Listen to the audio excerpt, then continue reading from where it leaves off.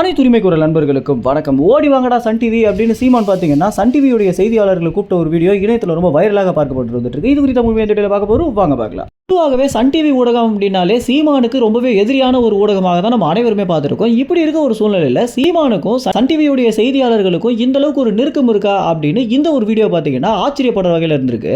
சீமானுடைய செய்தியாளர்கள் சந்திப்பு ஆரம்பிக்க போற கொஞ்ச நேரத்தில் பார்த்தீங்கன்னா சன் டிவியுடைய செய்தியாளர்கள் வேகமாக ஓடி வந்து மைக் வைக்கும் போது சீமான் அவர்கள் வாங்கடா ஏண்டா லேட் அப்படின்னு கேட்டதும் அதற்கு சன் டிவியுடைய செய்தியாளர் கொஞ்சம் லேட் ஆயிடுச்சுன்னா அப்படின்னு பேசிட்டு ரொம்பவே ஒரு அண்ணன் தம்பி போல பேசியிருந்தது.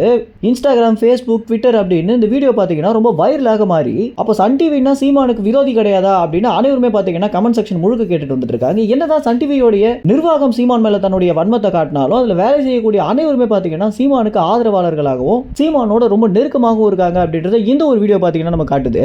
செய்தியாளர்கள் சந்திப்புக்கு வரக்கூடிய ஒவ்வொரு தொலைக்காட்சியில் வேலை செய்யக்கூடிய நபர்களும் எந்த அளவுக்கு சீமானோட நெருக்கமாக இருக்காங்க அப்படின்றத நம்மளால நேராகவே பார்க்க முடிஞ்சிருக்கு. சீமானுடைய செய்தியாளர்கள் சந்திப்புக்கு நீங்க ஒருவேளை வந்தீங்க அப்படின்னா எல்லா தொலைக்காட்சியில் வேலை செய்யக்கூடிய நபர்களோட இந்த அளவுக்கு நெருக்கமாக இருக்காரா அப்படின்னு நிச்சயமாக ஆச்சரியப்படுற வகையில தான் அமையும்.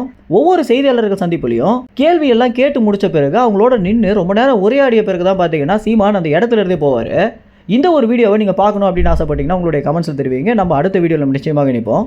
என்னதான் மேலே இருக்கக்கூடிய நிர்வாகம் தன்னுடைய வன்மத்தை சீமான் மேலே காட்டினாலும் அதில் வேலை செய்யக்கூடிய நபர்கள் ஒவ்வொருவருமே சீமானை தன்னுடைய சொந்த அண்ணனாக பார்க்குறாங்க அப்படின்றத நிச்சயமாக நம்மளால் செய்தியாளர்கள் சந்திப்பில் பார்க்க முடியும். எல்லா இடங்கள்லையுமே சீமானை தன்னுடைய குடும்பத்தில் ஒருத்தராக பார்க்கறதுக்கு முக்கியமான காரணமே இந்த மாதிரி சீமான் எல்லோரிடமும் ரொம்ப நெருக்கமாக பேசுகிறதும் எல்லோரையுமே சாப்பிட்டீங்களா அப்படின்னு கேட்டு அவருடைய செய்தியாளர்கள் சந்திப்பு அப்படின்றது முழுக்க பார்த்தீங்கன்னா ஒரு குடும்ப நிகழ்வு போல தான் அமையும். இந்த மாதிரி சீமானுடைய செய்தியாளர்கள் சந்திப்பை நீங்கள் நேரில் பார்த்துருந்தீங்க அப்படின்னா உங்களுடைய கமெண்ட்ஸை தெரிவிங்க. நன்றி, வணக்கம்.